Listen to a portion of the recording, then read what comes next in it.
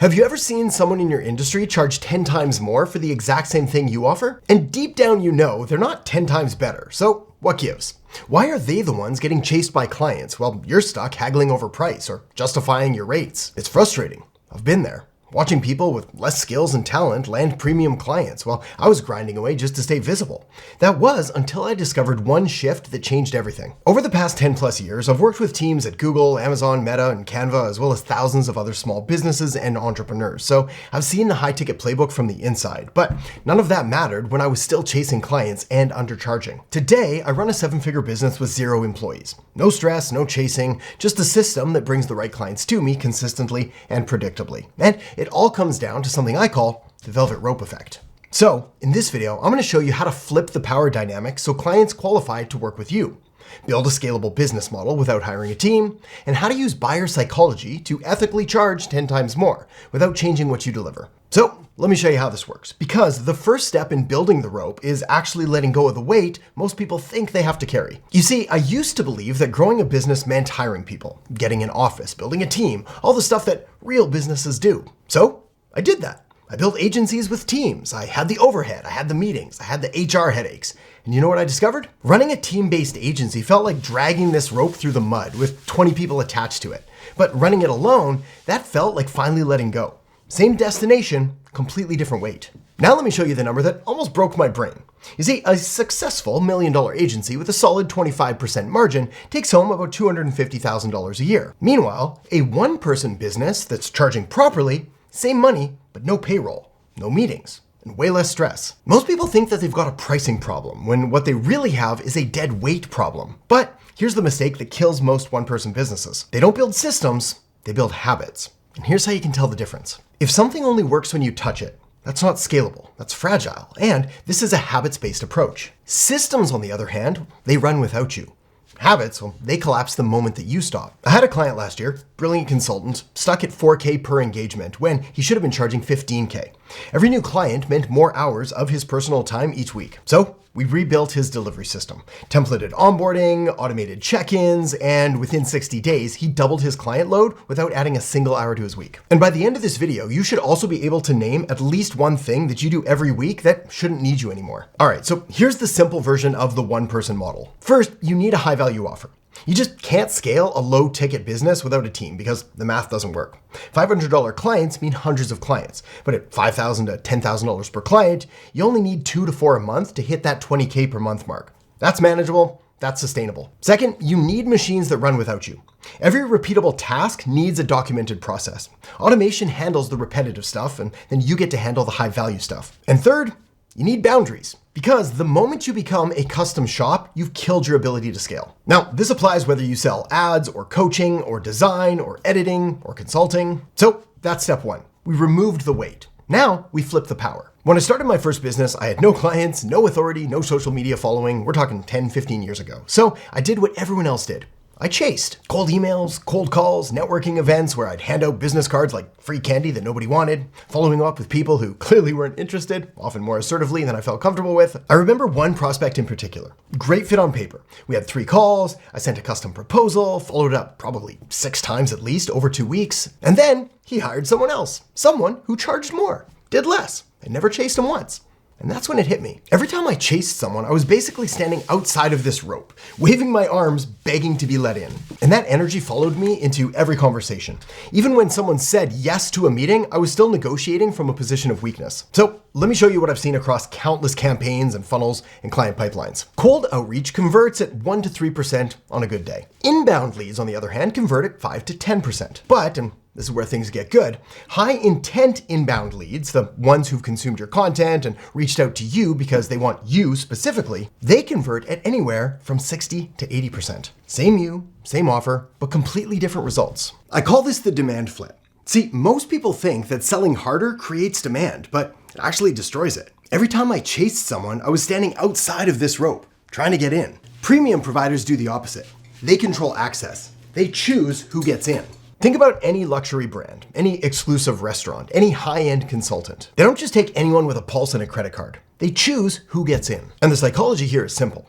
People value what they have to work for. When something is easy to get, we assume it's probably not that valuable. Now, I've watched this pattern play out hundreds, possibly thousands of times. Someone talented spending 15 hours a week on outreach, but getting nowhere. And here's what always happens when they flip it. When they stop chasing and start building content and case studies and proof that attracts instead of pursues, three things change. First, outreach hours drop to almost zero. Inbound multiplies, and pricing goes up, sometimes doubles. If you're gonna write down or remember anything from this video, remember this. The clients who find you are almost always better than the clients you find. So, how do you make this happen? Well, three things: content, authority, and proof. All three are important, but if you only do one of these, do proof first. Proof beats content, and content beats authority. For example, one case study with real numbers, before and after screenshots, things like that, that's gonna outperform a month of tips. But again, when you stack all three consistently, something shifts. Your inbox starts filling up with people who already believe in you. They're not asking, why should I hire you? They're asking, how do I qualify to work with you? And that's the flip. You go from chasing to gatekeeping. Let me show you what this looks like in practice. This is what most people's follow-up looks like. Someone expresses interest, they send one email, maybe two, then they give up. But here's what the velvet rope looks like in practice. Lead comes in. Before they can book anything, they receive your best thinking, not sales content, but teaching content. The kind of content that makes them think, this is what they give away for free. And by the time they're asking to book a call, the dynamic has already shifted. They're not evaluating you, they're hoping that you've got space. Different side of the rope. Now, let's be honest. Most people won't build this. They'll watch this video, think that sounds like a lot of work, and go back to chasing tomorrow. And that's fine. Good even, because that's just less competition for the people like you who are actually going to implement this. So now at this point, we've removed the weight and we've flipped the power. So now here's where the rope actually gets built. Working with teams like Google and Amazon and Logitech taught me one thing that changed how I think about marketing. They don't run campaigns, they build machines. Every touch point, every piece of content, every ad is part of a system designed to move people through a journey. And at key moments in that journey, there's a rope. Not everyone gets through. That's the point. Most small businesses, on the other hand, do random acts of marketing. Post something on Instagram one day, send an email when they remember to, they run some ads when revenue dips and they freak out a little bit. There's no system, no rope, just hoping and wishing that something works, which rarely does. But when you build it right, people start coming to you, and now you get to decide who's a good fit. All right, now we monetize psychology. And this is where most people get it completely wrong. Here's something that might mess with your head a little bit. I sure did mine. The businesses charging 10 times more aren't 10 times better than you. They just understand something about buyer psychology that most people miss. See, this rope isn't just about access. It's also, more importantly, about identity and what being on the other side of it means. People don't pay more for better deliverables. They pay more when three things are true. Number one is status. Hiring you says something about who they are. Number two is safety. Your price feels safer than the cheap option. The term I like to use here is reassuringly expensive. And number three, saying yes reinforces their identity. Miss just one of these and your price becomes a fight, but stack all three and price stops being the main factor. This is really important though, so let me break these down just a little bit further. First, let's quickly talk about status signaling. People don't just buy outcomes, they buy what that purchase says about them. Things like, I work with the best, or I invested in this. Your clients aren't buying what you do, they're buying what hiring you says about them. Next, safety or risk reduction. Now, this one's counterintuitive, but for certain buyers, higher prices actually feel safer because they've been burned before. They hired the cheap option, then got what they paid for. So now they associate affordable with risky. I know it sounds backwards, but this makes premium pricing become a filter where they won't even consider cheaper options. And then there's identity congruence. This is the deep one. People buy things that match who they believe they are or who they want to become. When someone pays $10,000 for something, for example, they're affirming their identity as someone who invests in themselves. And rejecting that offer would mean that they've got to admit they're not that person. So premium pricing isn't really about persuasion. It's more about alignment. Now then, the question is, how do you get to this point without being pushy or sleazy or salesy? Well, it comes down to these 5 S's. First, selectivity. Not everyone gets to work with you. Scarcity. There are limits to your availability. Third, specialization. You're the best for someone, not for everyone. 4, social proof. Evidence that other successful people have chosen you before. And 5, superior experience. Every touch point reinforces that this is different. Miss just one and price becomes an argument, but stack all 5 and that's how you earn it without being sleazy. Now, here's the part that nobody likes to hear. If you raise your prices without this rope, you don't look premium, you just look delusional. This is what most people's client intake or application process looks like. Anyone can book, no qualification. But here's what premium positioning looks like. Before someone can even book a call, they answer qualification questions. They're applying to work with you. That's the rope, right there. Now, most people remove it because they're scared of losing leads, but the leads you lose here are the ones who would have wasted your time anyway. So the people who make it through all the way to close, well, they close at nearly double the rate and they don't negotiate on price. In other words, the clients you attract with premium positioning are completely different. They respect your time, they implement what you teach, and they're just, well, more fun to work with. Now, everything I've shared with you assumes that you already have something built, but what if you're starting from scratch? Well, if I woke up tomorrow with nothing, here's the speed run. First, get one client. Don't build a website, don't design a logo, just find one person with a painful problem and then solve it. Revenue is the best research. Next, document everything. What worked, what they actually valued, how they talked about their problem. This becomes your marketing. Then, tell your network. These are your friends, your family, your colleagues, and any contact that you can find on your phone or your email or your social media accounts. You're contacting them not to sell them, just to say, hey, I'm helping X type of person with Y type of problem. Do you know anyone? After that, start creating content immediately.